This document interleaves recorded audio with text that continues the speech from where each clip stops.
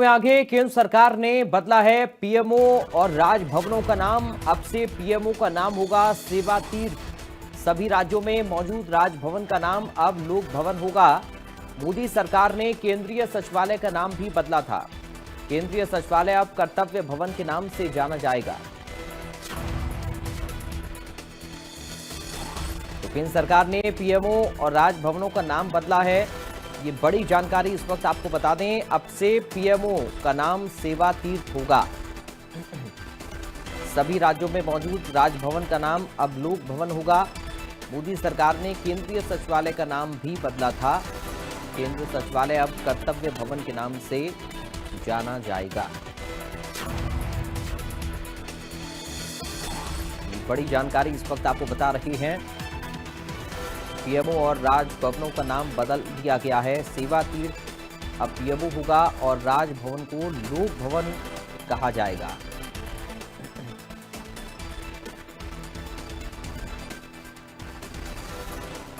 केंद्रीय सचिवालय भी अब कर्तव्य भवन के नाम से जाना जाएगा। पीएमओ और राजभवनों का नाम बदला है केंद्र सरकार ने। केंद्रीय सचिवालय का नाम भी अब कर्तव्य भवन के नाम से जाना जाएगा। पीएमओ सेवा तीर्थ होगा और राजभवन लोक भवन होगा।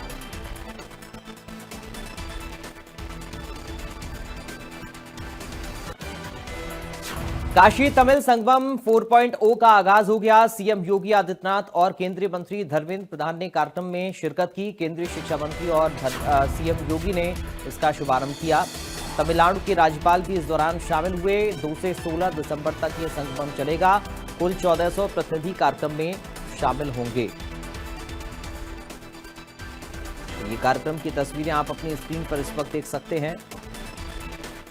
धर्मेंद्र प्रधान और सीएम योगी ने इसका शुभारंभ किया है। तमिलनाडु के राज्यपाल इस दौरान मौजूद रहे। 2 से 16 दिसंबर तक ये संगमम चलेगा। तो काशी तमिल संगमम 4.0 का आगाज हो गया है। सीएम योगी और धर्मेंद्र प्रधान ने इस कार्यक्रम में शामिल होकर इसका शुभारंभ किया।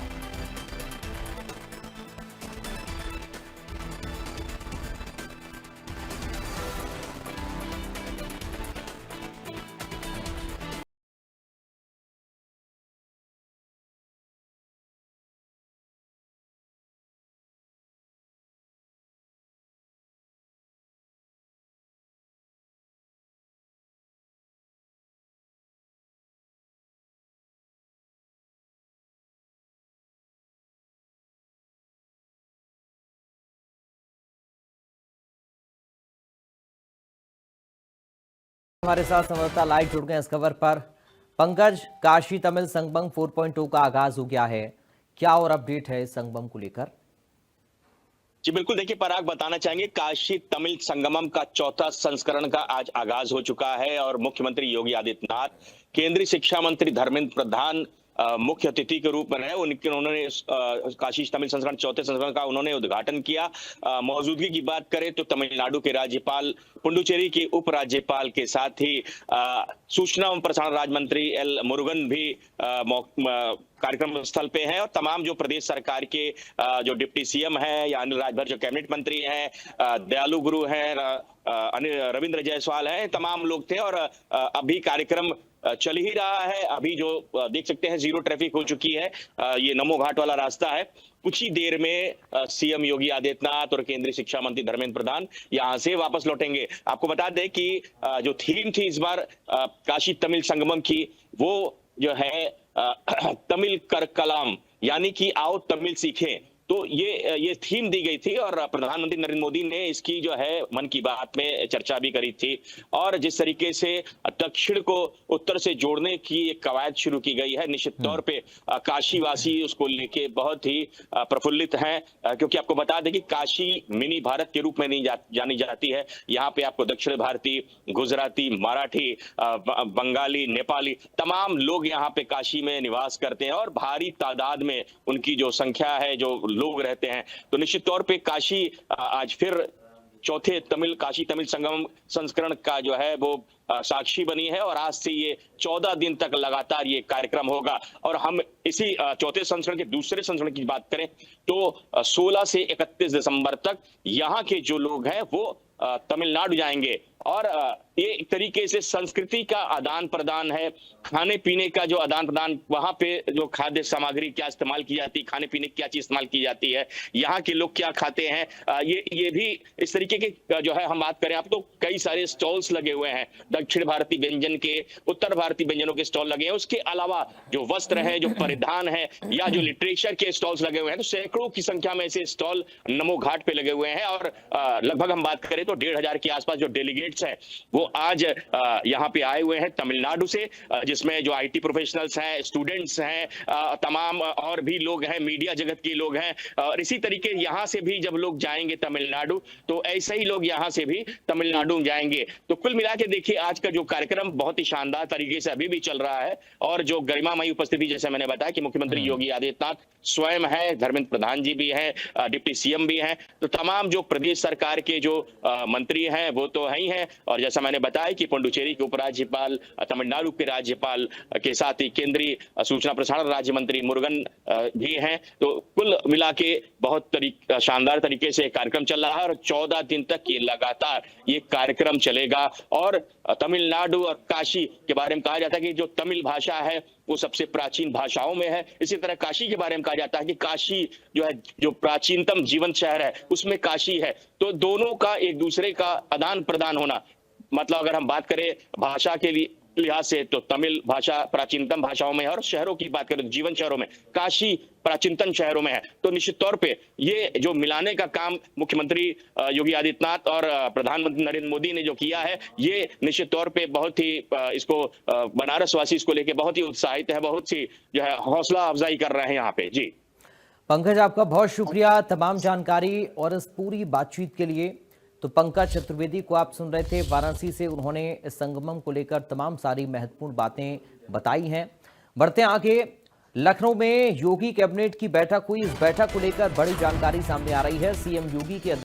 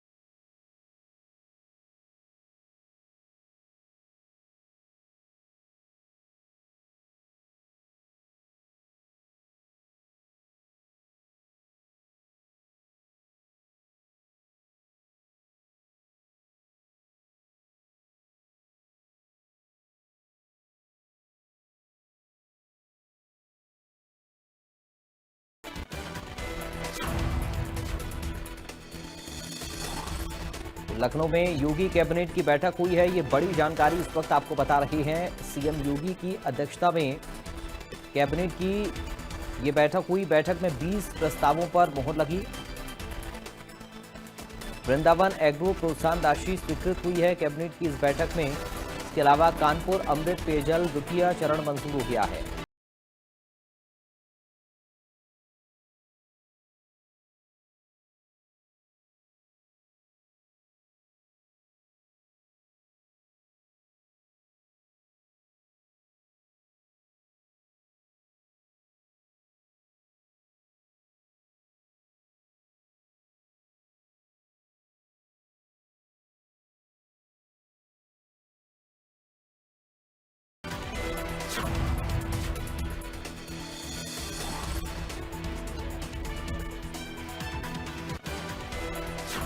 तो योगी कैबिनेट की बैठक से जुड़ी एक और बड़ी खबर आपको लखनऊ से बता दें। संभल के तीर्थ स्थलों के विकास के लिए करोड़ों की मंजूरी मिली है।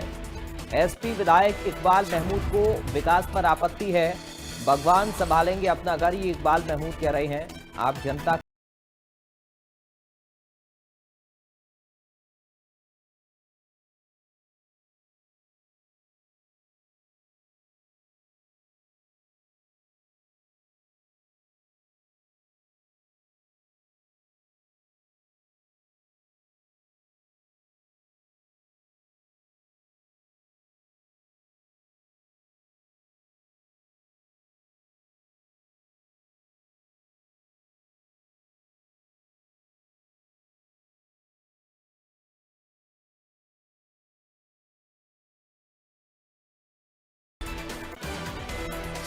उधर बरेली में बीडीए की चांद पैलेस बैंक्वेट हॉल पर बड़ी कार्रवाई सामने आई। तौकीर रजा के करीबियों पर शिकंजा कसा गया है। 2 बारात घरों पर बुलडोजर एक्शन हुआ है। महिलाओं का विरोध, भारी पुलिस बल तैनात किया गया। बुलडोजर से पहले बारात घर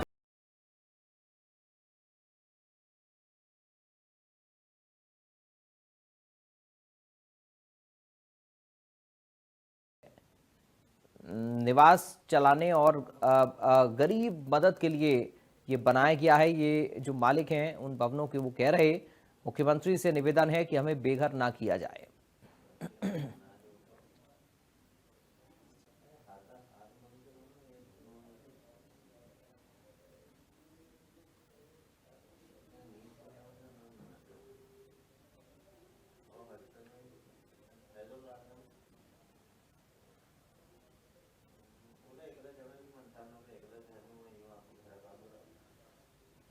संवाददाता आलोक गुप्ता इस वक्त हमारे साथ जुड़ गए हैं। आलोक, क्या जानकारी मिल रही है इस पूरी खबर को लेकर?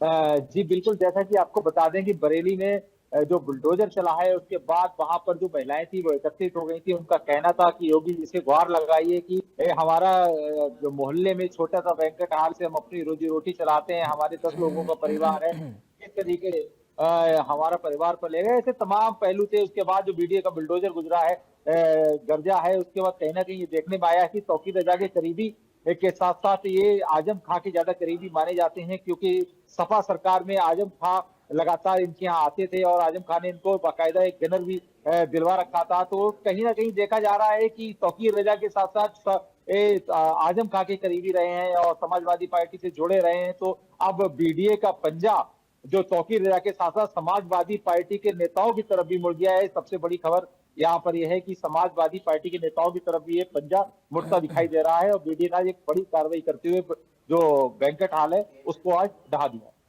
आलोक, आपका शुक्रिया तमाम जानकारी और इस पूरी बातचीत के लिए। बढ़ते हैं आगे बात संभल से खबर की, जहां पर मीट कारोबारी के घर आईटी की रेड का मामला। आज फिर मैनेजर के घर आईटी में छापा मारा। कारोबारी हाजी इमरान के मैनेजर के घर आईटी में रेड की है। मैनेजर नईम के घर पर इनकम टैक्स के अधिकारी पहुंचे। घर में दाखिल होते ही गेट बंद किया गया। गेट पर पुलिस फोर्स तैनात की।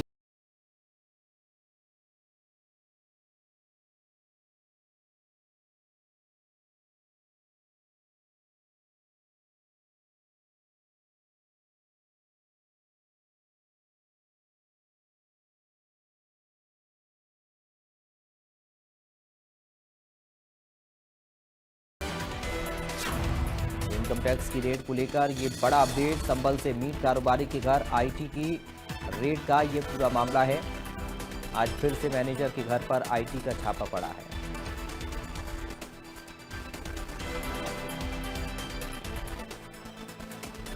मैनेजर नईम के घर इनकम टैक्स के अधिकारी पहुंचे। घर में दाखिल होते ही गेट बंद किया।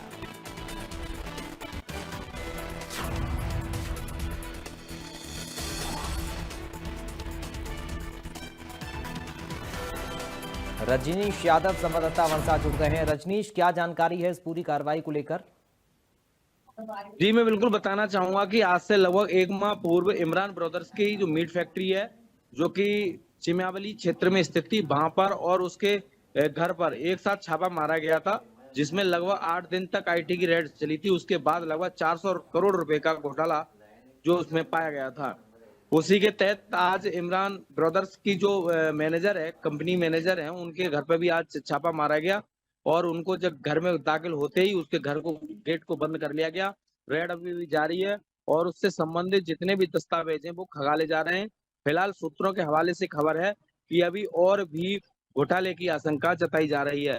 फिलहाल कोई अंदर की अभी तक बात लीकेज नहीं हो पाई है, लेकिन सूत्रों के हवाले से खबर है कि अभी यह घोटाला अभी और भी लंबा हो सकता है, क्योंकि इमरान ब्रदर्स की जो कंपनी है वो मीट का जो कारोबार है वो केवल भारत में नहीं बल्कि अन्य देशों में भी उसका मीट का व्यापार करती है और बहुत प्रतिष्ठित कंपनी है।